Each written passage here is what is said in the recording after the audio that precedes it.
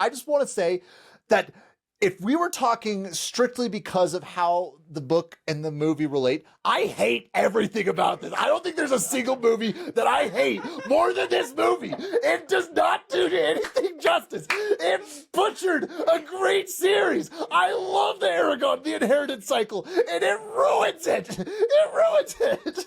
It does everything wrong. Like, let's not even get Arya. Arya, do you know what color Arya's hair is in the book, Austin? Not what it is in the movie? It's black! It's black! Do you know what elves have in Eragon? They have pointed ears. Yeah, is she an elf? She's an elf! They say that she's a princess of Dweldevarden and Elsmira, which is the elven area.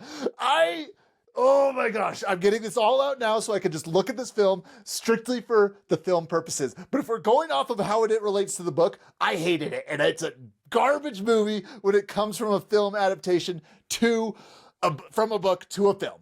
Now, I'm gonna let the Okay, What's yeah, your see, thoughts? this is getting us right into the conversation that I wanted to have up top. Welcome to Big Flying Lizards, a dragon movie and television podcast. It is a very exciting day because, huge notable first, we are covering our first feature film. And what is that feature film? It is the 2006 Eragon film.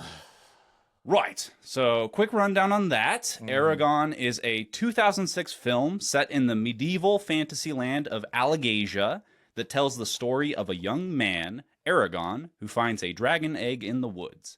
After it hatches, evil forces begin to close in on the boy, forcing him to flee his hometown and embrace his destiny as the one person with the power to one day defeat the evil emperor Galbatorix. The film was directed by Stefen Fangmeier with a script adapted by Peter Bachman from Christopher Paolini's novel of the same name. Eragon was generally met with unfavorable reviews from audiences and critics, with fans expressing dissatisfaction over deviations from the source material. I wonder why. I wonder why. Because there are some pretty big differences between Paolini's book. Am I saying that right? Yeah. Okay. His book and the film that we got in 2006. Yes. Just, I believe 4 years after the book was published. I think so. So it was very much in the zeitgeist. Like, this was one of the most popular young adult novels Yes. of the time. Very widely consumed. That's why it got fast-tracked to film.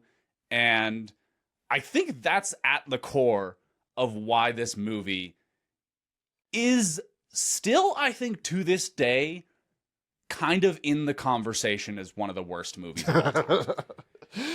Yes. Me, personally, I think that is kind of silly. Well, and as we'll discuss, and I really did try to watch. There are problems with this movie. There are We'll get problems. into it, but the adaptation thing. I hate the movie if we're strictly talking about it from book to movie. When we're just talking about the movie itself, I mean, I've seen far worse movies. I've seen significant... It's not that bad. Yeah, like, it really isn't that bad. But the fact of the matter is, and I want to get your thoughts on this. I feel like if you're going to deviate, like, if you're doing a movie off of a book, you either have to really grind in and put a lot of work into creating your own adaptation off of it to make it so it's something that the fans are really going to enjoy, or you just have to follow, like, page by page on what's going on and cutting out, like, the fluff. Well, I think that's a thankless pursuit. Because anytime that you're setting out that it's like, okay, I'm trying to adapt exactly what this book is into a film. Like, a film is a more defined thing. And, like, yes, you have more space in a book, but a movie, it's like everybody is seeing the same visual representation. Everybody has a different idea in their head when they're reading the book. So if that is your goal in creating a film, you're never going to get there. You might be able to realize your perception of the novel, but you're not going to satisfy the vast majority of readers. All I'll counter with is, and again, I know the budgets for these two different films are very different, but look what Harry Potter was able to do.